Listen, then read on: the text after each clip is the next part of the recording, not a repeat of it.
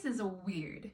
Let's start off with something we can all agree on, and that's that space is just weird. We ourselves take up an infinitesimal amount of space, and we have the audacity to say that we are the only forms of life in all of space. Our planet doesn't take up a blip in the galaxy, and we try to say that we're the only forms of life. There's so many areas where life could exist. We know about the Goldilocks zone. It's a zone that we ourselves are aware of, where it's called that because it's not too hot and it's not too cold and it's just right for a form of human-like life to live in. And in this zone exists multiple planets, one of them being Mars, where since 2015 we know that waters existed there. And water is the basis of any sort of life, human-like life. In 2007, no matter how much our government tries to completely deny the idea, in 2007, the Department of Safety in the government spent $22 million into an area of research of UFOs and unidentified flying objects. And amongst these things, we don't know exactly what they researched, but we know 5 things that they looked into. 5 things that they described as having advanced physics, and that is fancy government speaking for something that they don't know how it works. And all 5 of these things were described as having a G-force that was unsustainable for a human to exist within. A human body could not work under the conditions of these 5 things that we only know about. We don't know about all the other stuff.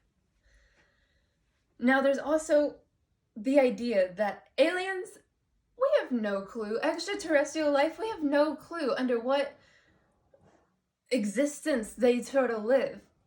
The human eye can only take up 3 colors: red, yellow, and blue. And everything else we see is some mashup and form of those colors. But the mantis shrimp can see 16. The mantis shrimp sees red, yellow, blue, and 13 other colors that our brains cannot even begin to imagine. We cannot physically process a new color because since the day we were born, what we knew of was red, yellow, and blue, and that's it. Now imagine that an extraterrestrial, another form of life, they went under a whole different set of colors, a whole different set of sounds that a human body could not process. We would not even be able to see them. We would not even be able to take that in.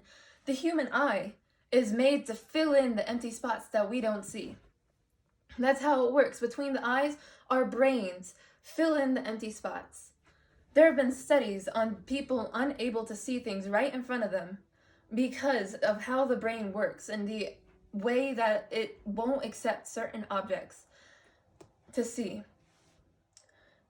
Now, this is all theoretical, and this is all what we know of for sure. We know there's a department of the government branch made for it, and we know that theoretically, ideas. Let's talk about the sightings.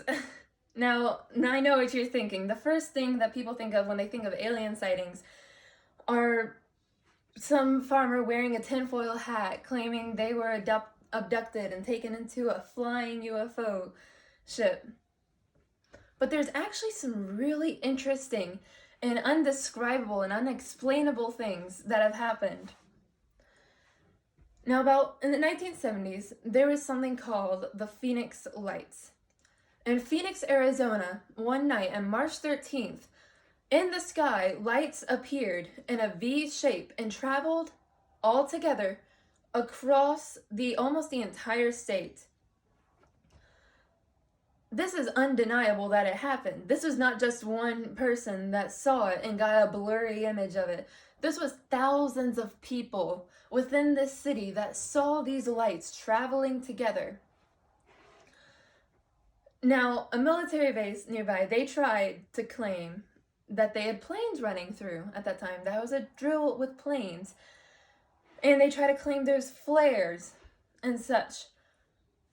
But recently, they were requested the paperwork and the reports of this drill, to which they don't exist.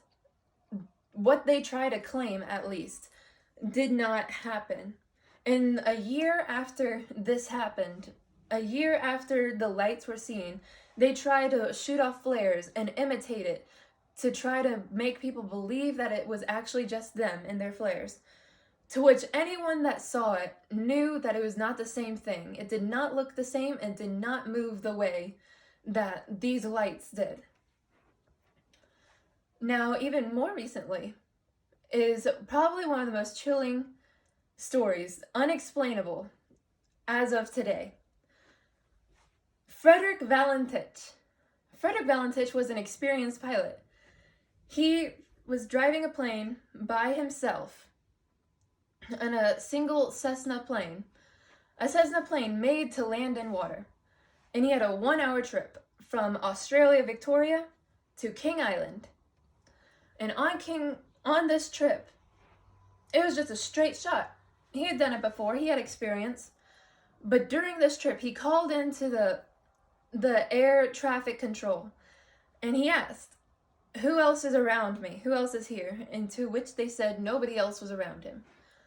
But he said in response to this that there was some sort of hovering ship above him, going right above him, following his pace. He described it as having 4 bright lights and that it was shiny on the outside with some sort of green light on it. And then it vanished, he said.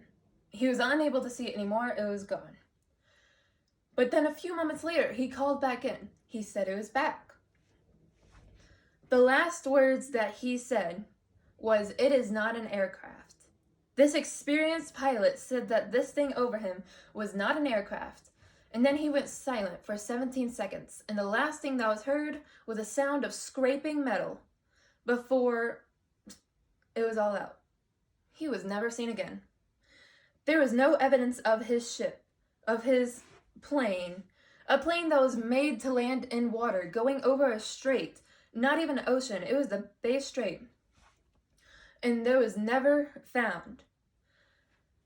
An area that was between this, that was close to the strait, is Cape Ottawa. And on the day that he was traveling this, someone on the edge of the Cape Ottawa caught a picture of some sort of flying ship aircraft that no one is able to explain. And it was in the same area that he was traveling in. 2 months prior to this, 2 full months, people constantly claiming lights in that area.